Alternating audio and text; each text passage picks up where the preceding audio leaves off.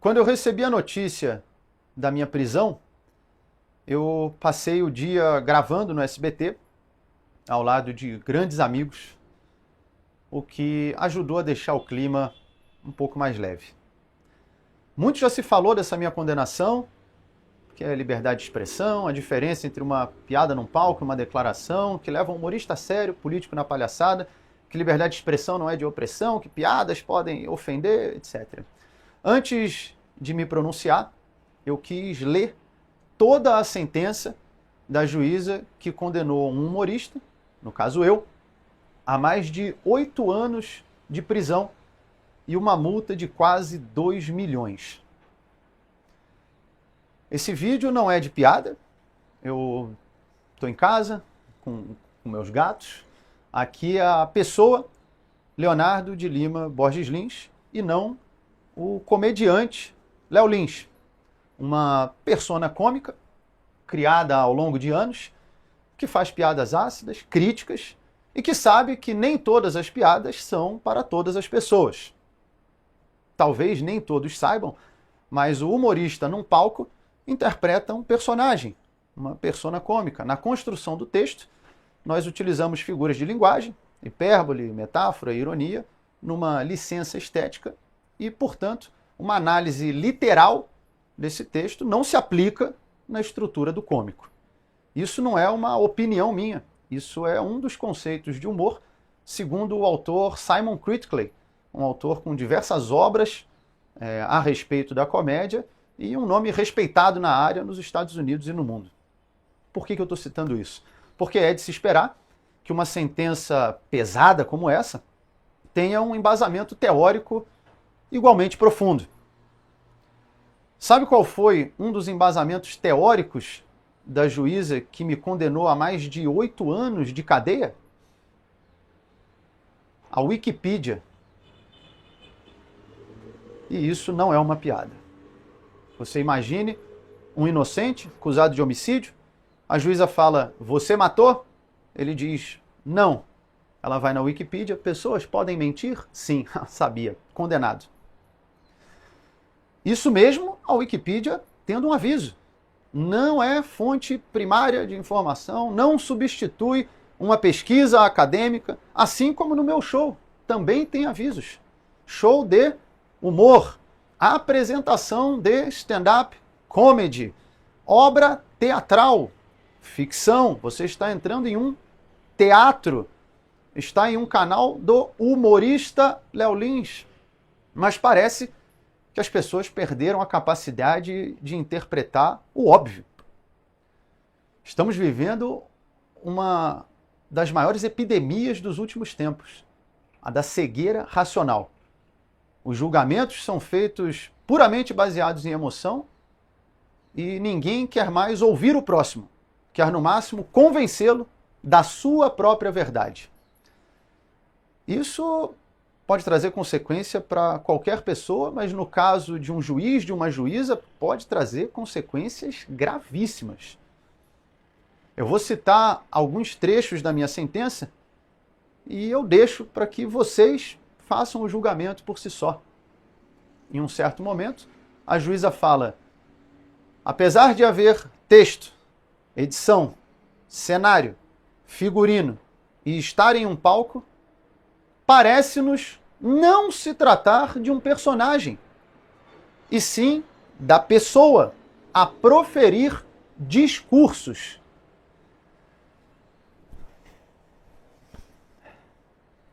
Eu te mostro a cabeça de um jacaré, o corpo de um jacaré, o rabo de um jacaré, e eu pergunto que animal é esse e você responde é um camelo. Aí não adianta mais argumentar. Não importa o que eu fale ou o que eu mostre, você já decidiu antes de olhar. Em um outro trecho, ela fala, e por mais que tenha acontecido em um teatro, ao ir para o YouTube, saiu do teatro. Então, a partir de agora, se eu assistir um filme de romance, eu posso processar os atores do filme por atentado ao pudor, porque a cena romântica entre o casal não aconteceu mais no estúdio do cinema, e sim aqui na sala da minha casa. isso é de uma limitação cognitiva grave e preocupante. E em outra passagem ela fala, mesmo que fosse um personagem, ainda assim há crime. Aí acabou. Porque se um personagem pode cometer um crime, agora dá para prender a atriz que faz a vilã da novela, o ator que faz o vilão no filme, numa série. Eu espero que os humoristas, que a classe artística, que as pessoas em geral entendam a gravidade de uma sentença como essa. Eu sei que muitos estão indignados com a minha condenação, alguns estão felizes, porque é isso que virou a nossa sociedade. Um coliseu romano, onde cada grupo vibra quando um suposto adversário, às vezes nem é, cai ou é empurrado aos leões. E enquanto a plebe se mata, os imperadores assistem do camarote, invioláveis e intocáveis. Para que rumo está indo a nossa sociedade? Os valores estão sendo invertidos, um olhar vira um estupro, uma piada, um discurso de ódio, e a corrupção vira o padrão. A gente acostumou tanto com desvios de caráter que, quando estamos diante de uma virtude, ela vira digna de elogio. Não, esse prefeito é muito bom, esse aí nunca roubou, nunca se envolveu em corrupção. Mas isso era para ser a regra, não a exceção. Como é que a gente chegou aqui? Em parte, eu te digo, vestindo os vícios com um manto da moralidade. Usam esse manto há tanto tempo que às vezes nem percebem o erro. Durante o meu julgamento, em certo momento, o promotor de justiça me pergunta: você já parou para considerar que essas pessoas que estão aqui falando a seu favor, negros, gays, pessoas com deficiência, já parou para pensar que eles podem ser uma minoria dentro da minoria? E aí eu respondi, mas o objetivo desse processo não é justamente o respeito às minorias? Você está me dizendo então que essa minoria é tão pequena que não merece respeito. Em que momento a nossa régua moral e jurídica passou a ser baseada em um número do IBGE? Isso, se é que era uma minoria. Pelo menos no meu julgamento, haviam mais minorias do meu lado do que contra, porque não levaram nenhuma. E mesmo assim, em nome da defesa das minorias, a juíza ignora a opinião dessas minorias e determina que piada incentiva o crime, o ódio e o preconceito. Provavelmente, então, essas pessoas envolvidas no desvio de bilhões do INSS, coitados, às vezes eles só ouviram muitas piadas de idoso ou piadas de corrupção, e aí estavam rindo, quando viram, roubaram. A culpa não é deles, a culpa é do riso. Aliás, criticam também pessoas que riem de determinadas piadas. Como é que pode rir disso? Olha, diferentes pessoas têm diferentes sensos de humor. Mas não, como é que está rindo? Por que está rindo? Quando a gente ri, nós liberamos endorfina, dopamina, neurotransmissores que fazem você se sentir bem. Eu não vejo problema nisso.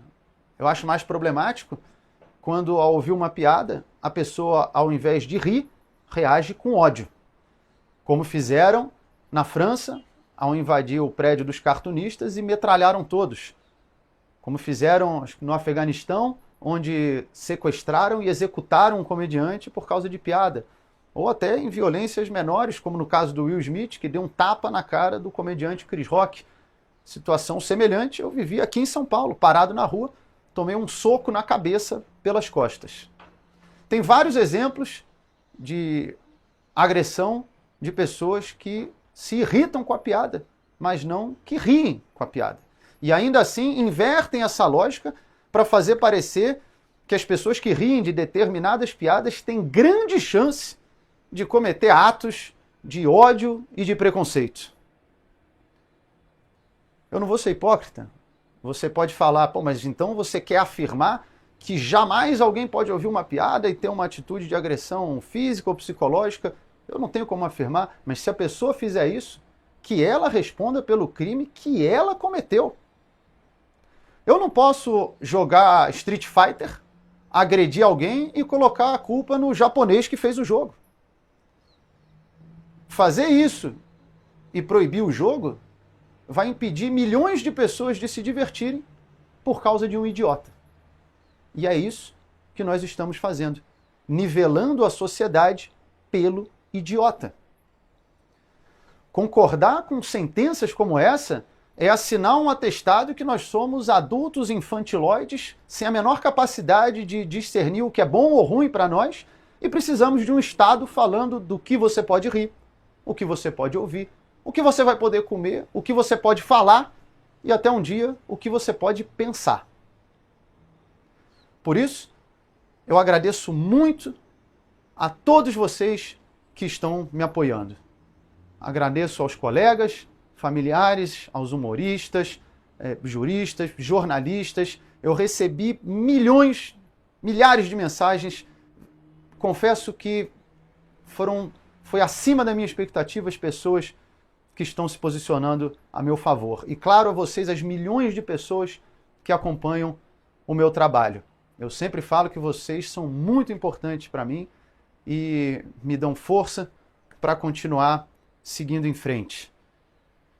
Muitas das vezes recebo mensagens que se tornam até mais pessoais, de pessoas falando que minhas piadas ajudaram a superar uma depressão, a perda de um ente querido, a superar uma enfermidade, como no caso de um rapaz que entrou em contato se voluntariando para depor a meu favor, porque ele disse que eu ajudei a salvar a vida dele e tatuou o símbolo do meu show em um corte que ele tem no pulso.